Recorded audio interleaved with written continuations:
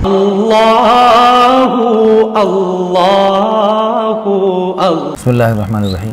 یہ بتائیے کہ بچوں کی شادیاں جلدی کرنا یہ کتنا ضروری ہے؟ بچوں کی شادیاں جو ہیں جلدی بھی ہونی چاہیے اور سادی بھی ہونی چاہیے. میرے خیال سے اگر یہ سادگی کا رواج آ جائے گا نا، قرآن حدیث کے مطابق رواج میں نکاح ہونا شروع ہو گیا تو یہ خود بخود ہی جلدی ہو جائیں گی. اللہ ماں باپ جو ہے نا وہ پستے رہتے ہیں 10-15 سال جہیز کی وجہ سے یا اور معاملات کی وجہ سے، یا 300-400 بندوں کو کھانوں کا انتظام کرنا ہے. سادگی تاخیر کا باعث بنتی ہے. سادگی تاخیر کا باعث ہے. ایک یہ بھی، بلکہ تمام رسوم و رواج تاخیر کا باعث ہے. ایسے ہی تمام ان میں سے ایک نکاح پر اکتفا کرنا یہ بھی تاخیر کا باعث ہے. یہ بھی ہے. اب جس نے نوجوان نے زندگی میں ایک ہی شادی کرنی ہے، پہلی اور آخری شادی کرنی ہے، اب وہ بہتر سے بہتر کی تلاش کرے گا. وہ کسی بھی اعتبار سے کمزور کو کبھی نہیں لے گا، وہ بہتر سے بہتر کو لے گا. تو اب وہ بہتر سے بہتر کی تلاش میں جناب وہ اس کی عمر زیادہ ہوتی جائے گی، تاخیر ہوتی جائے گی. تو اگر یعنی پتہ ہے کہ میں نے 2-3-4 شادیاں کرنی ہیں، پہلے سے نیت ہو تو پہلی بھی شادی جلدی ہو جائے گی، پھر اگلی بھی شادیاں جلدی ہو جائیں گی، اور پھر خواتین کا بھی بھلا ہو جائے گا. وہ بھی بیچاری بے نکاح رہنے پہ مجبور نہیں ہوں گی. آج میرے پاس ایک صاحب آئے، اس نے بتایا کہ میں نے جنازہ پڑھایا، بڑے عالم اہل حدیث کے. کہتے میں نے جنازہ پڑھایا ایک معذور لڑکی کا. کہتے میری بچی معذور ہو گئی تھی 17 سال میں، تو 27 سال میں یہ بھی فوت ہو رہی ہے، اور یہ بیچاری شادی نہ ہونے کے غم میں مر گئی ہے. یعنی اس پہ رشتے دیکھنے کے لیے آتے اور وہ ایسے بکواس کر کے جاتے، ایسے دل توڑ کے جاتے اس بچی کا، اور ایسی باتیں کر کے جاتے. اور کہ یہ جو ہے نا یہ بند کمرے میں اپنا ماتھا پیٹتی تھی اور روتی اور چیختی اور چلاتی تھی. تو اس مولوی صاحب نے کہا، اس کے بعد میں نے فیصلہ کیا میں کسی غریب، اور اس بندے کا رونا دیکھ کر اپنی بچی کے وفات پر میں نے فیصلہ کیا میں کسی غریب، بے سہارا اور کسی معذور لڑکی کے ساتھ میں شادی کروں. تو بڑی بات ہے، بہت بڑی بات ہے. ممکن اللہ پاک اسی برکت سے اللہ اس کو جنت کا اعلیٰ مقام عطا فرمائیں گے انشاءاللہ. اچھا آپ یہ بتائیے، آپ مالی طور پہ شروع سے مستحکم ہیں یا شروع سے نہیں؟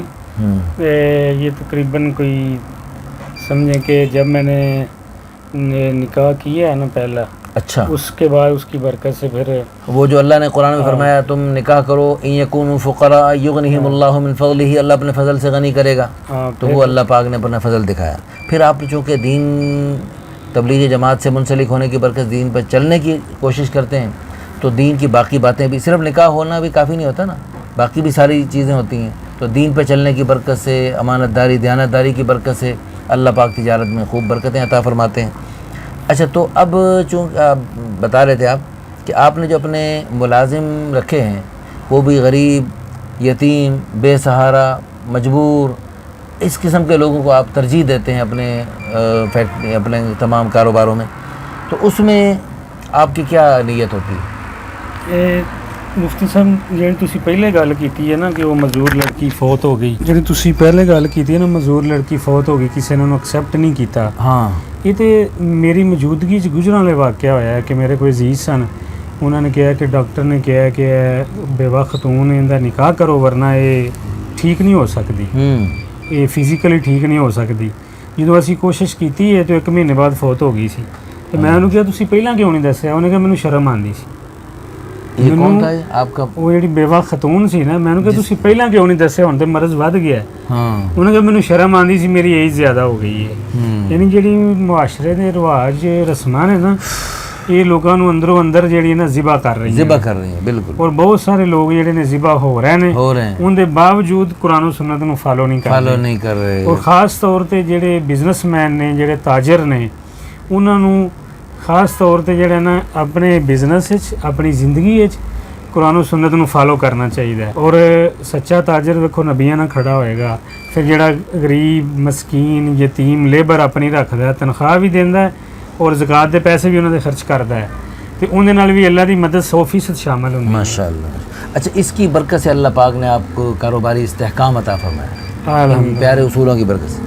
اچھا آپ جو ہے نا اپنے قوم برادری کے رسم و رواج میں شرکت نہیں کرتے؟ اس کے لیے گھر کی تعلیم بھی آپ کچھ کرواتے ہیں؟ گھر کی تعلیم کرواتے ہیں، پھر تعلیم کے بعد ہم آپس میں مذاکرہ کرتے ہیں. ایک میرا بیٹا، میں اس سے پوچھتا ہوں بھائی برات کیا ہے، وہ کہتا ہے جی حرام ہے. پھر دوسرے سے پوچھتا ہوں جہیز کیا ہے، وہ کہتا ہے حرام ہے. پھر تیسرے سے پوچھتا ہوں یار سلامی کیا ہے، وہ کہتا ہے حرام ہے. ہاں بھائی برات پہ جانا ہے، وہ کہتا ہے نہیں جانا. کہاں جانا ہے؟ ولیمے پہ جانا ہے. ان باتوں کا ہم گھر میں تذکرہ کرتے ہیں. جب تذکرہ کرتے ہیں تو پھر ہمیں دقت محسوس نہیں ہوتی. تو دوسرا یہ ہے کہ جب یعنی کہیں شادی وغیرہ پہ جانا ہو تو باقی رسموں پہ بچے ضد نہیں کرتے وہاں جانا، صرف ولیمے پہ جاتے ہیں؟ صرف ولیمے پہ جانا ہے اور نکاح میں جانا ہے. اللہ کا دیا ہوا سارا کچھ ہے، گاڑیاں بھی ہیں، بزنس بھی ہے، نوکر چاکر بھی ہیں، لیکن نہ کپڑوں کی ضد کرتے ہیں نہ شادی پہ جانے کی ضد کرتے ہیں. الحمدللہ ثم الحمدللہ. اچھا یہ تعلیم کی برکت سے اللہ پاک نے گھر میں مبارک ماحول عطا فرما دی. اچھا یہ بتائیں یہ جو زیادہ شادیاں ہیں، یہ زیادہ شادیاں کتنی ضروری ہیں؟ آپ کے جو کاروباری بزنس مین دوست ہیں آپ ان کو دیکھتے ہیں جو ایک شادی پر اکتفا کرتے ہیں، گھر میں بیوی مجبور ہے، معذور ہے، کوئی بیمار ہے، کوئی مسئلہ ہے، تو ان کو جب مزید ضرورت ہوتی ہے تو وہ کیا کرتے ہیں؟ آپ اصل میں معاشرے میں یہ بہت غلط ایک ٹرینڈ بنا ہوا ہے کہ ہمارا ذہن ہے کہ پہلے بزنس کرو، پہلے وسائل پیدا کرو، پھر نکاح کرو. اچھا اسلام کہتا ہے پہلے نکاح کرو، میں وسائل دے دوں گا. اللہ کہہ رہے ہیں، اللہ وعدہ کر رہا ہے، اللہ تعالیٰ وعدہ کر رہا ہے. اب ایک بندہ کہتا ہے، بعض دفعہ کسی بندے سے بات ہوتی ہے، وہ مجھے کہہ دیتا ہے میاں صاحب آپ کے پاس پیسے ہیں تو آپ خرچ کرتے ہیں، اللہ ہمیں دے گا تو ہم خرچ کریں گے. ہم کہتے ہیں کہ اللہ کا قانون ہے پہلے لگاؤ پھر 11 گنا پاؤ. ہم کہتے ہیں اللہ ہماری ترتیب پہ آ جائے، پہلے اللہ ہمیں بہت زیادہ پیسے دے دے پھر تھوڑے سے لگائیں. وہ کہتا ہے پہلے لگا دو اللہ پھر میں دوں گا. ہم اللہ کو اپنی ترتیب پہ لانا چاہتے ہیں، اللہ ہمیں اپنی ترتیب پہ لانا چاہتا ہے. تو اللہ کی ترتیب بہتر ہے اور اللہ سچا ہے. اور ہمیں ہتھیار ڈالنے چاہیے، ہمیں ہتھیار ڈالنے چاہیے. اللہ کو نعوذ باللہ ہماری کیا اوقات کہ ہم اللہ کو مجبور کریں کہ وہ ہتھیار، نعوذ باللہ نعوذ باللہ. اور ایک اور چیز ہے کہ آدمی جس چیز کی قربانی دیتا ہے نا اس کی فراوانی اس کے پاس ہوتی ہے. اللہ فار ایگزامپل آپ نے کسی رشتہ دار پہ 2-4 لاکھ روپے لگا دیا ہے، قربانی دے دی ہے، اور ساڈا جڑا معاشرہ ہے نا وہ انصاف تے نہیں بنے گا، نہ انصاف تے معاشرہ بنے گا تے وہ معاشرہ نہ اکرام تے بنے گا. معاشرہ بنے گا اثار تے کہ جدوں اثار اسی قربانی دیاں گے. مثلا جویں صحابہ نے ہجرت کیتی تے جڑے اگے مدینے والے سی یہ کوئی پرانے رشتہ دار نہیں سی لیکن انہاں دی زندگی دین ہے سی. انہوں نے کہا یار میری 4 کلے زمین ہے، فار ایگزامپل 2 تسی رکھ لو، تہاڈا بھی کام چلے میرا بھی چلے. میری 2 بیویاں نے میں طلاق دے رہا کہ تسی کر لو، تہاڈا بھی کام چلے میرا بھی چلے. 2 مکان نے ایک تسی رکھ لو. یہ اثار ہے. سبحان اللہ. جدوں یہ اثار آئے گا پھر ایک معاشرہ قائم ہوئے گا جنہاں نوں اللہ عزت دے گا. سبحان اللہ. وہ جنہاں نوں اللہ سرداریاں دے گا. اگر اسی داڑھی بھی رکھی ہے، ٹوپی بھی رکھی ہے، تہجد بھی پڑھنے ہیں، قرآن بھی پڑھنے ہیں، اگر اسی معاملات دا دین فالو نہیں کیتا، اسی اثار تے نہیں آئے، سانو کوئی معاشرہ عزت نہیں دے سکتا. اگر اسی معاملات دا دین فالو کیتا ہے، تاجر سچا ہے، دھوکے تو پا کے، جھوٹ تو پا کے، کوئی معاشرہ انہوں ذلت نہیں دے سکتا.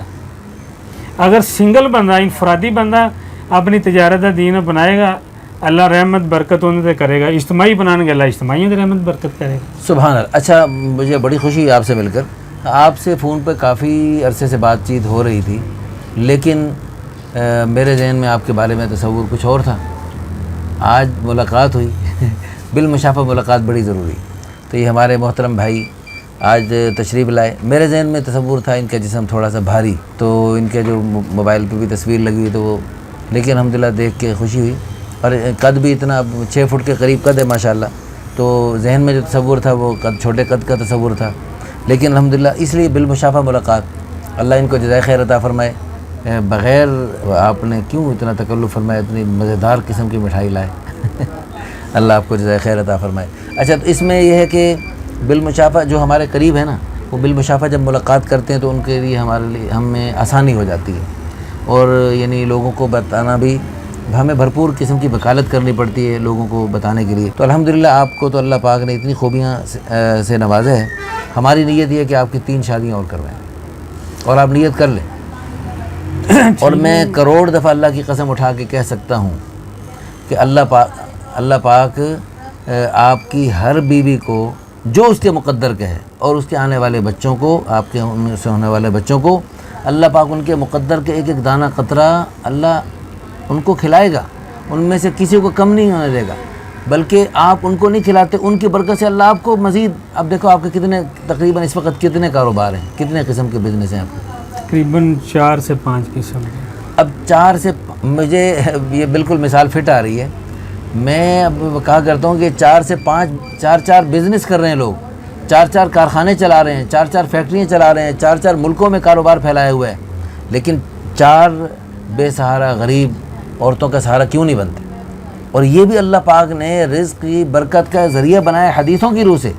یعنی شادیاں کرنا رزق میں برکت کا ذریعہ ہے، جو وہ بیچاری غریب بے سہارا آتی ہیں اور اللہ پاک ان کی برکت سے آپ کی روزی میں خوب برکتیں عطا فرمائیں گے. ہمارے لاہور کی ایک سوسائٹی میں بالکل غریب عام آدمی تھا بالکل، لیکن اس نے الحمدللہ ایک شادی کی برکت آئی، دوسری تیسری چوتھی شادی کی، اللہ پاک نے اس کی فیکٹریاں چلا دی الحمدللہ، اس کی میڈیسن فیکٹریاں. اور اللہ کے فضل و کرم سے اللہ پاک وہ یعنی اس کے پڑوسی ہمارے تبلیغی دوست کہتے ہیں کہ ہم نے اس کو اس حالت میں دیکھا جب یہ بالکل یعنی عام آدمی مزدور پیشہ تھا، لیکن اب اللہ کے فضل و کرم سے اس کی خوبصورت کوٹھیاں ہیں، گاڑیاں ہیں، اللہ پاک نے سب کچھ عطا فرما دیا. تو اللہ پاک سے ہم دل سے دعا کرتے ہیں اللہ پاک ہمارے ان بھائی کو بہترین رشتہ عطا فرمائے، رشتے عطا فرمائے. اور اسی طرح اور جو ہمارے تاجر بزنس مین دوست ہیں، بھائی ہیں، پورے ملک میں پوری دنیا میں سب کے سب زیادہ شادیاں کر کے زیادہ بے سہارا عورتوں کے سہارا بنے. بیچاری عورتیں غلط راہوں پہ چلنے پہ مجبور ادھر چوکوں چوراہوں میں رات کو کھڑی ہوتی ہیں. اللہ تعالیٰ ان کو بھی ہدایت دے اور ان کو بھی صبر اور اللہ تعالیٰ کی رضا پہ راضی رہتے ہوئے کسی کی دوسری تیسری چوتھی بیوی بننے کی توفیق عطا فرمائے. میں کروڑ دفعہ اللہ کی قسم اٹھا کے کہہ سکتا ہوں کہ ان کا یوں بے نکاح رہنے سے اور غلط راہوں پہ چلنے سے کروڑوں گنا بہتر ہے کہ وہ کسی کی دوسری تیسری چوتھی بیوی بن جائیں اور یہ حرام راستے پہ اور یہ جہنم کے راستے پہ نہ چلیں. بہت خطرناک راستہ ہے. اللہ کے پیارے حبیب صلی اللہ علیہ وسلم نے معراج کی رات میں خود اپنی مبارک آنکھوں سے یعنی اس طرح برے کام کرنے والے مردوں عورتوں کو آگ کے تنوروں میں جلتے ہوئے دیکھا. آپ کھانا پکاتی ہیں جی، آپ کو کھانا پکاتے ہوئے تھوڑا سا ہاتھ پہ آگ لگ جائے تو کتنی تکلیف ہوتی ہے. تھوڑی دیر کے لیے 1 سیکنڈ کے لیے ہاتھ گرم چیز پہ لگ گیا تو کتنے دن تک وہ چھالا نہیں ختم ہوتا اور تکلیف ختم نہیں ہوتی. تو وہاں پر یہ دنیا کی آگ سے کئی گنا زیادہ گرم، اور وہ اتنا بڑا جسم، ایک دانت احد پہاڑ جتنا ہوگا، اور پھر 32 دانت کتنے بڑے، پھر سر کتنا بڑا، دھڑ کتنا بڑا، میل ہا میل ہیں جی بڑا جسم بنا کر اس کو جہنم کی آگ کے تنوروں میں جب جلایا جائے گا تو کس طرح ہم وہ برداشت کر پائیں گے. تو اس لیے اپنے اوپر ترس کھاتے ہوئے اللہ کی رضا کے لیے یہ حرام راستہ، یہ جہنم کا راستہ ہم سب خود بھی چھوڑیں اور ساری دنیا کے انسانوں کو اس خطرناک راستے کو چھوڑنے کی دعوت دیں گے، اور اس سنت راستے کو، حلال راستے کو، برکت والے راستے کو، خوشیوں والے راستے کو، جنت والے راستے کو سینے سے لگائیں گے. اللہ پاک ہم سب کو عمل کرنے کی توفیق عطا فرمائے.